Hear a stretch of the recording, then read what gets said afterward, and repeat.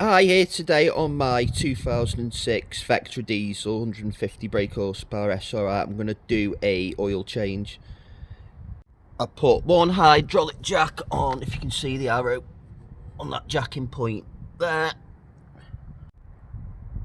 As a fail-safe, I put the spare tyre behind it, and I've used the factory stand that come with the car as a backup jack, just for a bit more security.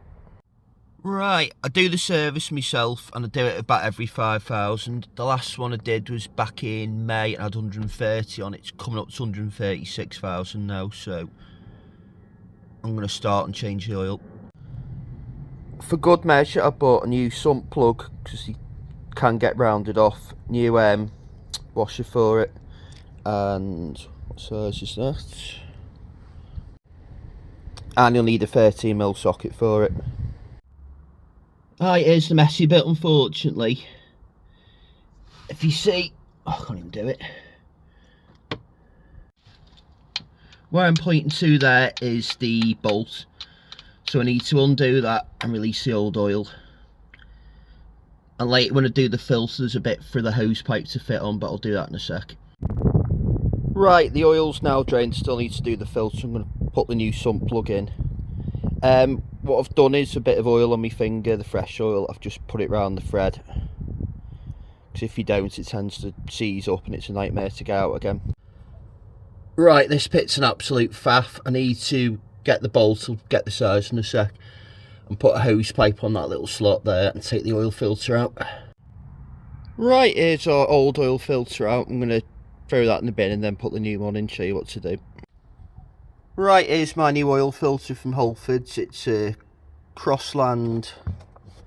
It's number 501720138, which is a paper filter, well, like paper, which needs to be gone in that way. I should just click in. Yeah, it's not falling out. Right, the next thing I need to do is put some fresh O-rings on that come with it. Right, the same thing with the sump plug. I'm going to put some fresh oil around the threads so it doesn't seize up. Right, I forgot to mention you need a 32mm socket to get the oil filter out with, which is in a very awkward position, which I'll show you now. You can't even see it on the camera, but where my hand is there is where it was, which is a bit of a faff to tighten, to say the least. Right, let's get some fresh oil in the motor, in the engine. And I'm going to be using this Halfords 95W30 fully synthetic. People might say you need Castrol or whatever, but I've used this a few times, I've not had any issues. Right, I'm going to put about 3.5 litres in and then check the dipstick.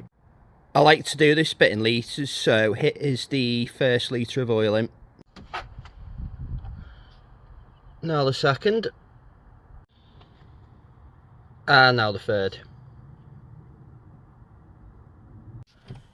Okay, in the end that was a 3.7 litres of oil. I'm now going to do the dreaded job of firing it up.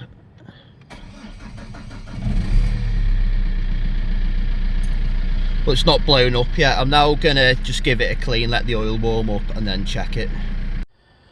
Okay, since then I've hoovered the car, given it a wash. I ran the engine for about 15 minutes, so the oil's probably warmed up a little bit. So I'm just going to check it now. It's like probably a warmish temperature, see what it's like. It's really hard to tell, but I think it just needs maybe about 100 mils more in. Oh, you really can't see it, but I just put 150 mils extra in it and it seems to be about right now.